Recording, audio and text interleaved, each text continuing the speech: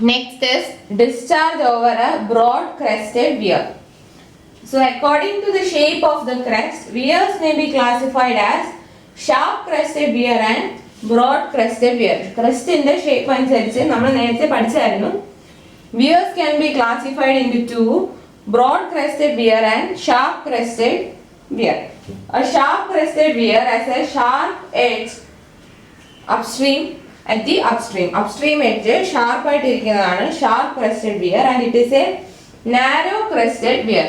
First figure ആണ് sharp crested weir. Sharp crested വിയറിന്റെ പ്രത്യേകത എന്താ? അപ്സ്ട്രീം എഡ്ജ് ഷാർപ്പ് ആയിരിക്കും.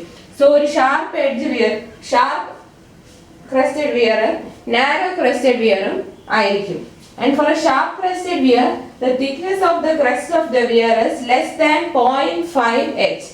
If capital H is the head over the crest of weir, അങ്ങനെയാണെങ്കിൽ sharp crested വിയറിന്റെ thickness എന്ന് പറയുന്നത് 0.5 h കുറവായിരിക്കും. ഹെഡ് ഓവർ വിയറിന്റെ ഹാഫിനേക്കാളും കുറവായിരിക്കും ഷാർപ്പ് ക്രെസ്റ്റഡ് വിയറിന്റെ തിക്നെസ്. അത് ആ ഫസ്റ്റ് ഫിഗറിൽ മാർക്ക് ചെയ്തിട്ടുണ്ട്. And weir having wide crest is known as broad crested weir. Crest wide ആണെങ്കിൽ അതിനെ എന്ത് വിളിക്കും? ബ്രോഡ് ക്രെസ്റ്റഡ് വിയർ എന്ന് വിളിക്കും. അപ്പോൾ ബ്രോഡ് ക്രെസ്റ്റഡ് വിയർ ആണെങ്കിൽ സെക്കൻഡ് ഫിഗർ നോക്കാം. ഫിഗറിൽ മാർക്ക് ചെയ്തേക്കുന്ന പോലെ ബ്രോഡ് ക്രെസ്റ്റഡ് വിയർ ആണെങ്കിൽ വിയറിന്റെ തിക്നെസ് 0.5 ടൈംസ് എച്ചിനേക്കാളും കൂടുതൽ ആയിരിക്കും. 0.5 ടൈംസ് എച്ചിനേക്കാളും കൂടുതലായിരിക്കും തിക്നെസ് ഓഫ് ദ വിയർ. അപ്പം വിയറിന്റെ ക്രെസ്റ്റിന്റെ ഷേപ്പ് അനുസരിച്ച് ഷാർപ്പ് ക്രെസ്റ്റഡ് വിയറും ബ്രോഡ് ക്രെസ്റ്റഡ് വിയറും ആയിട്ട് ഡിവൈഡ് ചെയ്യാം. നമുക്ക് ക്ലാസിഫൈ ചെയ്യാം. എങ്ങനെയാണ് ക്ലാസിഫിക്കേഷൻ വരുന്നത്? Based on the weir thickness. If the thickness of the weir is less than 0.5 h, then it is a sharp crested weir, and if the thickness is greater than 0.5 h, it is a broad crested weir. So in the shape, in the case of a sharp crested weir, first case നോക്ക, the flowing water touches only the upstream edge. Water flow ചെയ്യുന്ന water നോക്കുവാണെങ്കിൽ അത് upstream എഡ്ജിൽ മാത്രം touch ചെയ്തിട്ട് വിയറിന്റെ മുകളിൽ കൂടെ flow ചെയ്യും. അതുകൊണ്ടാണ് അവിടെ ലൈൻ കോണ്ടാക്ട് എന്ന് പറയുന്നത്. ഈ ഫസ്റ്റ് ഫിഗറിൽ ഈ എഡ്ജിൽ മാത്രം ടച്ച് ചെയ്യും. നിങ്ങൾ ഈ കാണുന്നത് ഫ്രണ്ടിൽ നിന്നുള്ള വ്യൂ ആണ്. അപ്പൊ വിയറിന്റെ വിഡ്ത്ത് എന്ന് പറയുന്നത് ഈ ബോർഡിന് പെർപെൻഡിക്കുലർ ആയിട്ട് വിയർ വിഡ്ത്ത് ഉണ്ട്. അപ്പൊ ഈ എഡ്ജിൽ മാത്രം ടച്ച് ചെയ്യും. അപ്പോൾ എഡ്ജിൽ മാത്രം ടച്ച് ചെയ്ത് കഴിഞ്ഞാൽ ഹോൾ സർഫസ് ഈ എഡ്ജിൽ മാത്രം ടച്ച് ചെയ്യും. അപ്പോൾ അതൊരു ലൈൻ കോണ്ടാക്ട് ആണ്. ഷാർപ്പ് ക്രെസ്റ്റഡ് വിയറിന്റെ നമ്മളിപ്പം ഫ്രണ്ട് വ്യൂ വരയ്ക്കുന്നതുകൊണ്ടാണ് ഈ ഒരു പോയിന്റിൽ മാത്രം ടച്ച് ചെയ്യുന്നത്. ആക്ച്വലി അതൊരു ലൈൻ കോണ്ടാക്ട്. കാരണം ഇവിടെ ഇതെന്ന് പറയുന്നത് വിയറിന്റെ സൈഡ് വ്യൂ ആണ്. വിയറിന്റെ ക്രോസ് സെക്ഷൻ എടുക്കുമ്പോൾ വരെ അങ്ങോട്ട് വിഡ്ത്ത് ഓഫ് വിയർ ഉണ്ട്. അപ്പൊ ഈ ഒരു എഡ്ജിൽ മാത്രം ടച്ച് ചെയ്ത് അങ്ങ് ഫ്ലോ ചെയ്യും. അതുകൊണ്ട് ഷാർപ്പ് ക്രെസ്റ്റഡ് വിയറിൽ ലൈൻ കോണ്ടാക്ട് ആണ് വരുന്നത്. The water flowing over a sharp crested weir has only a line contact with the weir crest, whereas in case of a broad crested weir, adinu broad crest ayond flowing water has a surface contact. Since it is a broad crested weir, second case ile water will have surface contact. Flow of water over broad crest may be then compared to a channel flow. അപ്പോൾ broad crested വിയറിലൂടെയുള്ള flow എന്ന് പറയുന്നത് നമുക്ക് ഒരു channel flow ആയിട്ട് എടുക്കാം. Broad crested വിയറിലൂടെയുള്ള flow ഒരു ചാനൽ ഫ്ലോ ആയിട്ട് എടുക്കാം. Broad crested weirs generally form a part of a dam called spillway or a small concrete structure for the measurement of water flow. ഡാമിന്റെ സ്പിൽവേയുടെ ഒരു ഭാഗമായിട്ടോ അല്ലെങ്കിൽ ഫ്ലോ മെഷർ ചെയ്യാനുള്ള ഒരു ചെറിയ കോൺക്രീറ്റ് സ്ട്രക്ചർ ആയിട്ടാണ് ഈ ബ്രോഡ് ക്രെസ്റ്റഡ് വിയർ സാധാരണ യൂസ് ചെയ്യുന്നത്. So look at the second figure. The second figure shows flow pattern over a broad crested weir. Second figure shows flow pattern over a broad crested weir. നമുക്ക് അതിന്റെ ഡിസ്ചാർജും കണ്ടുപിടിക്കണം. Broad crested wear ആണെങ്കിൽ എന്തായിരിക്കും discharge എന്ന് കണ്ടുപിടിക്കണം. So the figure shows flow pattern over a broad crested weir. As the water flows over a broad crested weir, free surface edge drops on the upstream edge of the weir to h over the weir. Upstreamile free water surface ന്റെ level capital H ആണെന്നെങ്കിൽ അത് വിയറിന്റെ മുകളിൽ വരുമ്പോൾ small h ആയിട്ട് മാറും. വിയറിന്റെ മുകളിൽ വരുമ്പോൾ ഇവിടെ ഇത് head over the weir upstream എഡ്ജിലാണ് ക്യാപിറ്റൽ എച്ച്. ഇവിടെ വരുമ്പോൾ അത് വിയറിന്റെ മുകളിൽ എത്തുമ്പോൾ സ്മോൾ എച്ച് ആവും. Head becomes small h. വിയറിന്റെ മുകളിൽ വരുമ്പോൾ ഹെഡ് സ്മോൾ എച്ച് ആയിരിക്കും. Due to reduction in flow area of the flow section and consequent increase in velocity of water. അതായത് അപ്സ്ട്രീമിൽ നിന്ന് വരുന്ന വാട്ടർ ബ്രോഡ് ക്രെസ്റ്റഡ് വിയറിന്റെ മുകളിലൂടെ ഫ്ലോ ചെയ്യുമ്പോൾ ഫ്ലോ ഏരിയ കുറയും, അതോടൊപ്പം വെലോസിറ്റി കൂടും. ഡിസ്ചാർജ് സെയിം ആയതുകൊണ്ടാണ് ഫ്ലോ ഏരിയ കുറയുമ്പോൾ വെലോസിറ്റി കൂടുന്നത്. According to continuity equation Q is equal to area into velocity. Discharge is equal to area into velocity. അപ്പോൾ ഫ്ലോ ഏരിയ കുറയുമ്പോൾ വെലോസിറ്റി കൂടും. അപ്പം ബ്രോഡ് ക്രെസ്റ്റഡ് വിയറിന്റെ മുകളിലോട്ട് വാട്ടർ എത്തുമ്പോൾ അപ്സ്ട്രീമിൽ നിന്നുള്ള ഫ്ലോ ഏരിയയിൽ നിന്നും ക്രെസ്റ്റിന്റെ മുകളിൽ വരുമ്പോൾ ഫ്ലോ ഏരിയ കുറയും. അതുകൊണ്ട് അപ്സ്ട്രീമിൽ ക്യാപിറ്റൽ എച്ച് ആയിരുന്നു വാട്ടറിന്റെ ഹെഡ്, അല്ലെങ്കിൽ വാട്ടർ ലെവൽ എച്ച് ആയിരുന്നെങ്കിൽ ക്രെസ്റ്റിന്റെ മുകളിൽ വരുമ്പോൾ എത്രയായിരിക്കും? സ്മോൾ എച്ച് ആയിരിക്കും head over the crest. Now നമ്മൾ ഫോർമുല അപ്ലൈ ചെയ്യുമ്പോൾ two sections, we are considering two sections 1 and 2, and here we are going to neglect the velocity of approach. Velocity of approach neglect ചെയ്തുകൊണ്ടാണ് discharge കണ്ടുപിടിക്കാൻ പോകുന്നത് for a broad crested weir. So here you can see two sections, section 1 and section 2. Section 1 is just upstream of the weir and section 2 is at the middle of the crest. Section 1 എന്ന് പറയുന്നത് just upstream ആണ്, വിയറിന്റെ just അപ്സ്ട്രീമിലും. Section 2 എന്ന് പറയുന്നത്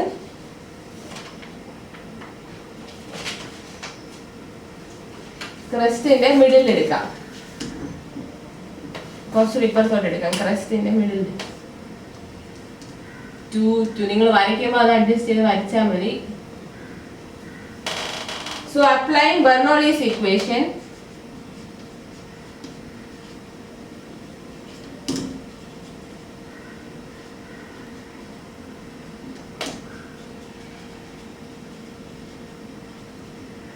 Bernoulli's equation apply by ഇങ്ങനെ വരും. P1 by rho g plus V1 square by 2g plus Z1 is equal to P2 by rho g plus V2 square by 2g plus Z2. ഈ P1 by rho g എത്രയായിരിക്കും? P1 by rho g എന്ന് പറയുന്നത് capital H ആയിരിക്കും. That is pressure head at upstream of weir, capital H. ഇനി velocity of approach neglect ചെയ്തേക്കുവാണ്. Velocity of approach neglect ചെയ്തുകൊണ്ട് V1 is equal to 0. അതായത് അപ്സ്ട്രീമിലുള്ള velocity ആണ് പറയുന്നത്. അത് വെലോസിറ്റി ഓഫ് അപ്രോച്ച് കൺസിഡർ ചെയ്യാത്തതുകൊണ്ട് V1 0. V1 എന്ന് പറയുന്നത് വെലോസിറ്റി ഓഫ് അപ്രോച്ച് V ആണ്, ആൻഡ് ഇറ്റ് ഇസ് 0. പിന്നെ Z1 ഒരേ ലെവൽ ആയതുകൊണ്ട് Z1 is equal to Z2. Now middle of the crest P2 by rho g will be equal to small h. P2 by rho g will be equal to small h, and velocity of water at the middle of the crest V2 will be equal to V. V2 will be equal to V. അപ്പോൾ ഇതെല്ലാം നമുക്ക് Bernoulli's ഇക്വേഷനിലോട്ട് substitute ചെയ്യാം. അപ്പോൾ എന്ത് വരും? Capital H plus 0 plus 0 is equal to Z1 Z2 cancel ആയിപ്പോ, is equal to H plus V2 square, H plus V square by 2G, or V square by 2G is equal to capital H minus small h, or V is equal to root of 2G into H minus H. V is equal to root of 2G into H minus H. ഇനി discharge over broad crested weir, discharge എത്ര വരും? Q is equal to A into V. അപ്പോൾ area എത്രയാണ്? വിയറിന്റെ width into height. ആ head of വാട്ടറും വിയറിന്റെ width കൂടെ multiply ചെയ്യുമ്പോൾ you will get the area of flow. Area of flow is weir width into head over the crest, that is L into H into velocity. Velocity is root of 2G into H minus H. ഈ Q എന്ന് പറയുന്നത് theoretical ആണ്. അപ്പോൾ actual discharge എത്ര വരും? So actual discharge will be CD into L into H into root of 2g into h minus h.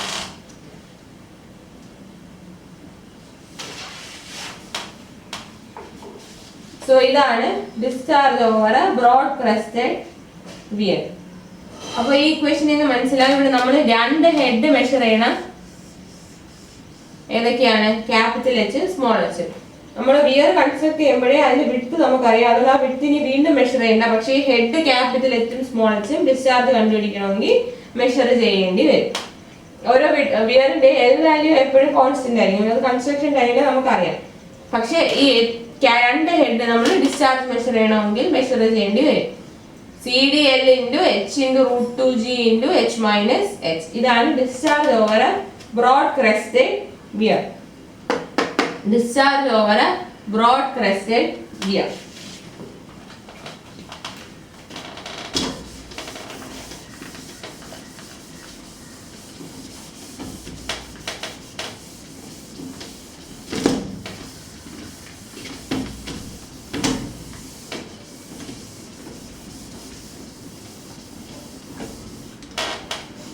Now next is maximum discharge.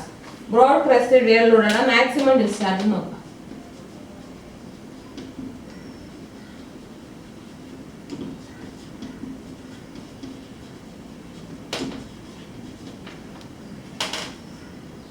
എന്താണ് equation? Q is equal to CD into L into H into root 2G into capital H minus small h. ഇതാണ് ഡിസ്ചാർജിന്റെ equation. ഇതൊന്ന് നമുക്ക് ഈ h അകത്ത് കൊടുത്ത് എഴുതാം. Q is equal to CD into L into root of 2G into h minus h square minus h cube. ഈ h റൂട്ടിന്റെ വെളിയിലായാലാണ് h. അപ്പോൾ റൂട്ടിനകത്ത് കയറുമ്പോൾ അത് h സ്ക്വയർ ആവും. So Q is equal to CD into L into root 2G into capital H into small h square minus small h cube. ഈ values, ഈ രണ്ട് വാല്യൂസും constant ആണ്. വിയറിന്റെ coefficient ഡിസ്ചാർജും വിഡ്ത്തും constant ആണ്. അപ്പം ഡിസ്ചാർജ് മാക്സിമം ആവണമെങ്കിൽ ഇതിന്റെ വാല്യൂസ് ഒരിക്കലും മാറത്തില്ല. സോ ഒരു പർട്ടിക്കുലർ വിയർ എടുത്താൽ CD into L will be a constant. So how will Q be maximum? Or when will Q be maximum? Q will be maximum when this term is maximum. ആ റൂട്ടിനകത്തുള്ള term maximum ആവുമ്പോഴാണ് Q maximum ആവുന്നത്. So what is the condition for maximum discharge? 2G into h square minus h cube. This term should be maximum. അപ്പോൾ maximum condition എങ്ങനെയാണ്? അതിൽ d by dh of 2g into h square minus h cube should be equal to 0. അതാണ് condition for maximum. d by dh is equal to 2g into d by dh of 2g into h square minus h cube should be equal to 0. ഇപ്പോൾ എങ്ങനെ വരും? ഇവിടെ differentiate ചെയ്യുമ്പോൾ 2g is a constant, that is d by dh of h cube and h square minus h cube should be equal to 0.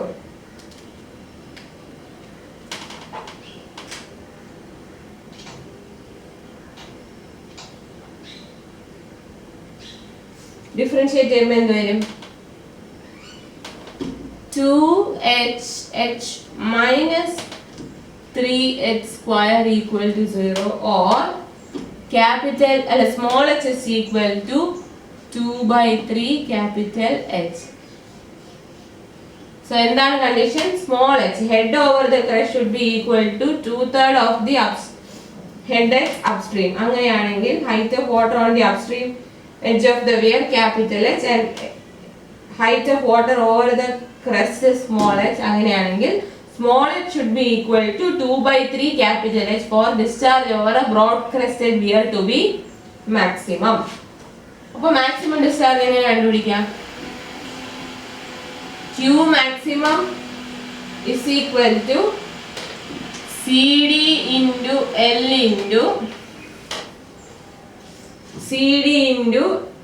into root of 2G into H into ഈ h square എങ്ങനെയാവും 2/3 h എന്ന് വരും 2/3 h the whole square minus 2/3 h the whole cube എന്ന് വരും. ഇതായിരിക്കും ഡിസ്ചാർജിന്റെ equation. Small എച്ചിനെ 2/3 capital H എന്ന് substitute ചെയ്തു. അപ്പോൾ ഇത് സോൾവ് ചെയ്യുമ്പോൾ എത്ര വരും? ഇതൊന്ന് എക്സ്പാൻഡ് ചെയ്ത് സോൾവ് ചെയ്ത് കഴിയുമ്പോൾ you will get Q max is equal to 1.705 CD into L into H raised to 3/2. This is the maximum discharge over a broad crested beer. This equation is without considering velocity of approach. So we derive ചെയ്തത് without velocity of approach ആണ്. ഇനി velocity of approach consider ചെയ്യുകയാണെങ്കിൽ equation എങ്ങനെ മാറും? Q max is equal to 1.705 CDL into H plus HA raised to 3/2. ഇതാണ് considering velocity of approach. HA is velocity of approach whole square by 2g. BA square by 2g. അപ്പോൾ എന്താണ് condition? Condition for maximum discharge is small h is equal to 2/3 capital h. അതിൽ capital h എന്ന് പറയുന്നത് height of water on the upstream edge of വിയറും small h എന്ന് പറയുന്നത് height of water flow over the weir crest. So small h should be equal to 2/3 capital H for discharge over a broad crested weir to be maximum. അപ്പോൾ maximum discharge ന്റെ ഫോർമുലയാണ് Q max is equal to 1.705 CDL into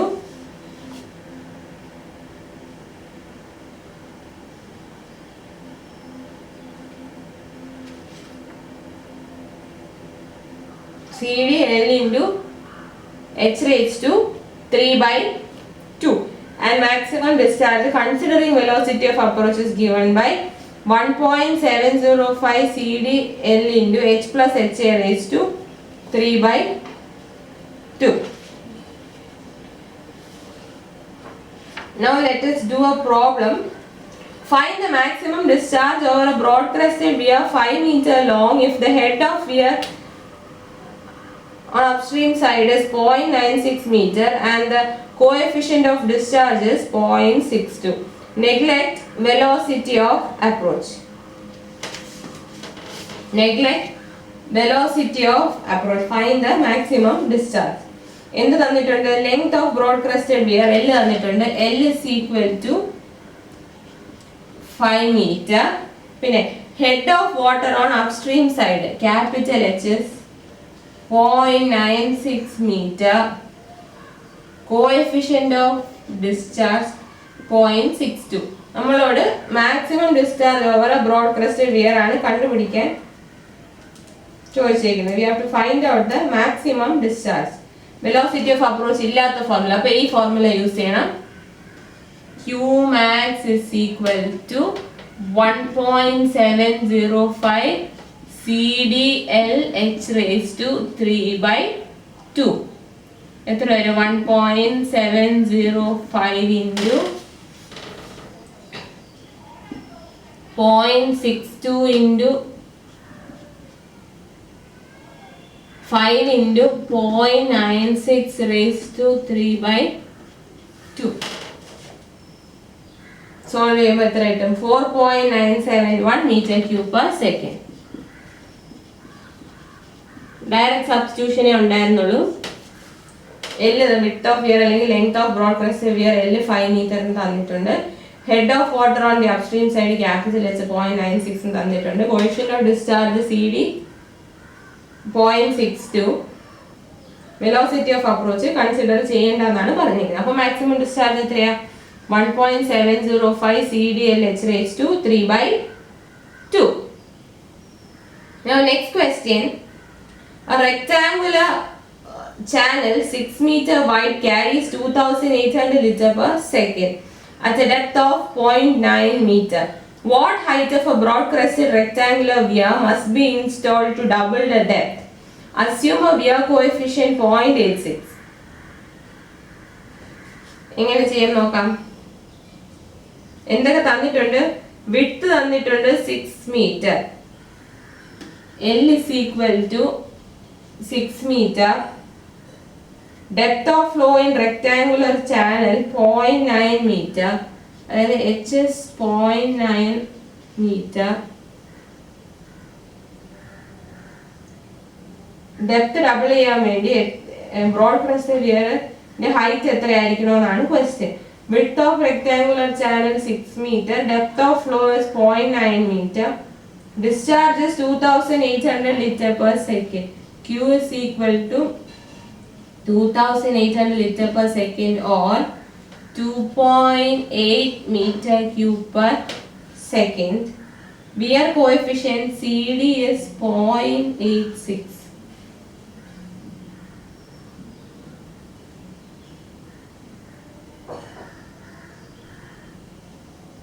Maximum discharge in the formula use ചെയ്യാം.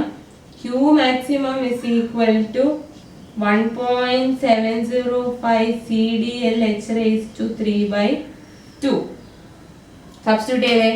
2.8 is equal to 1.705 into 0.86 into 6 into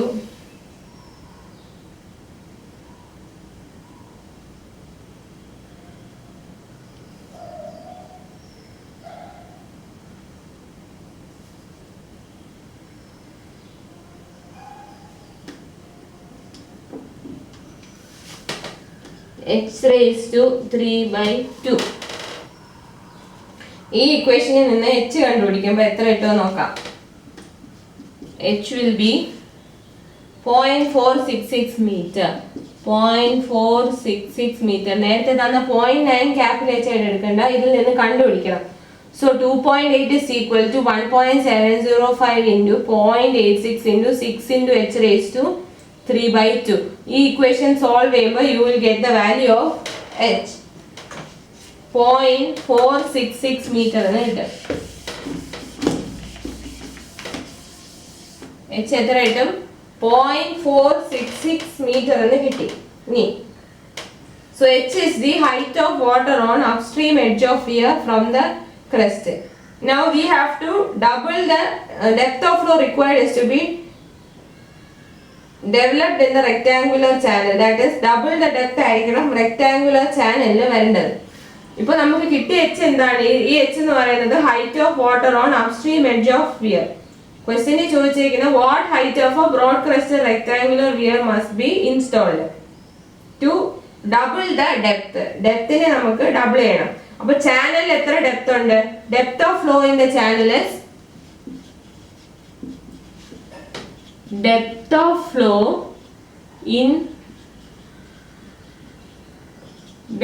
flow in the channel is 0.9 meter. 0.9 meter. അപ്പോൾ നമുക്ക് വേണ്ട depth of flow എന്താണ്? required depth of flow എത്രയാണ്? അതിനെ double. required depth എന്ന് പറയുന്നത് 0.9 into 2 1.8 meter. This is the required depth. So height of broad crested weir എത്രയായിരിക്കും?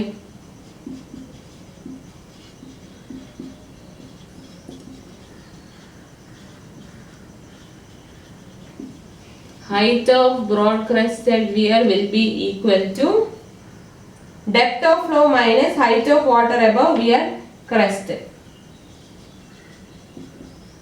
Depth of flow minus height of water above crest. എത്ര വരും? നമുക്ക് വേണ്ട ഡെപ്ത് 1.8 മീറ്റർ. അതിൽ നിന്ന് വിയറിന്റെ മുകളിൽ അപ്പോൾ ഈ ഹൈറ്റ് ആണ് നമുക്ക് വേണ്ടത്.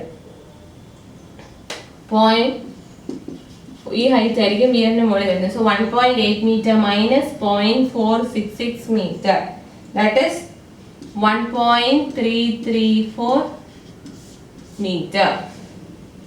1.334 മീറ്റർ. അപ്പോൾ ഈ ക്വസ്റ്റ്യൻ എങ്ങനെയാണ് ചെയ്തത്? ക്വസ്റ്റ്യനിൽ തന്നിട്ടുണ്ട് വിഡ്ത്ത് ഓഫ് റെക്ടാങ്കുലർ ചാനലും റെക്ടാങ്കുലർ ചാനലിലുള്ള ഡെപ്ത് ഓഫ് ഫ്ലോ ആണ് 0.9 മീറ്റർ. ഡിസ്ചാർജ് തന്നിട്ടുണ്ട് Q 2800 litre per second or 2.8 metre cube per second. നമ്മൾ മാക്സിമം ഡിസ്ചാർജിന്റെ ഇക്വേഷൻ ഉപയോഗിച്ച് ക്യാപിറ്റൽ H കണ്ടുപിടിക്കണം. മാക്സിമം ഡിസ്ചാർജിന്റെ ഇക്വേഷൻ യൂസ് ചെയ്ത് ക്യാപിറ്റൽ H കണ്ടുപിടിച്ചു. അപ്പോൾ ആ ക്യാപിറ്റൽ H കണ്ടുപിടിച്ചതാണ് എന്ത്? Height of water above the weir crest. നമ്മൾ കണ്ടുപിടിച്ച ക്യാപിറ്റൽ H ആണ് height of water above weir crest. Velocity of approach എടുക്കാത്തതുകൊണ്ട് capital H small h same ആയിരിക്കും. അപ്പോൾ ക്യാപിറ്റൽ H എന്ന് പറയുന്നത് 0.466 മീറ്റർ. ക്യാപിറ്റൽ H എന്ന് പറയുന്നത് 0.466 മീറ്റർ എന്ന് കിട്ടി. അപ്പോൾ വിയറിന്റെ മുകളിൽ 0.466 മീറ്റർ ഉണ്ട്. ഇനി ആദ്യം തന്നെ ഡെപ്ത് ഓഫ് ഫ്ലോ എന്ന് പറയുന്നത് 0.9 മീറ്റർ ആയിരുന്നു. നമുക്ക് അതിനെ ഡബിൾ ചെയ്യണമെന്നുണ്ടെങ്കിൽ എത്ര ഹൈറ്റ് വേണം വിയറിന് എന്നാണ് ക്വസ്റ്റ്യൻ. അപ്പം ആദ്യം എത്രയായിരുന്നു ഡെപ്ത് ഓഫ് ഫ്ലോ? 0.9 മീറ്റർ ആയിരുന്നു. നമുക്ക് വേണ്ടത് എത്രയാ?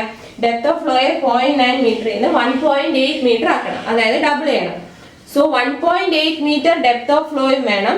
വിയറിന്റെ മുകളിലുള്ള വാട്ടറിന്റെ ഹൈറ്റ് എന്ന് പറയുന്നത് 0.466 മീറ്റർ ആണെങ്കിൽ ഹൈറ്റ് ഓഫ് വിയർ എത്രയായിരുന്നാണ് ക്വസ്റ്റ്യൻ.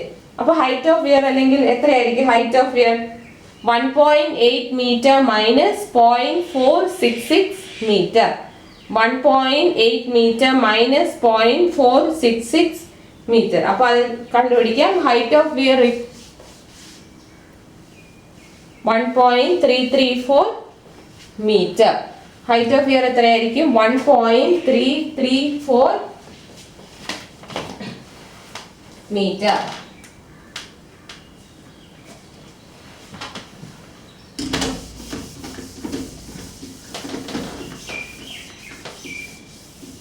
ചെറിയ കൺവേർഷനും കൂടെ പറഞ്ഞുതരാം. 1 meter cube is equal to 10 raised to 3 liter and 10 raised to 3 centimeter cube is equal to 1 liter and 1 centimeter cube is equal to 1 ml. അപ്പോൾ ലിറ്ററിൽ തന്നാൽ മീറ്റർ ക്യൂബ് ആക്കാൻ into 10 raised to minus 3. So 1 liter is equal to 10 raised to minus 3 meter cube and 1 liter is equal to 10 raised to 3 centimeter cube. ചിലപ്പോൾ discharge ലിറ്ററിൽ തരും, into 10 raised to minus 3 ചെയ്യുമ്പോൾ metre ക്യൂബിലോട്ട് മാറും. Thank you.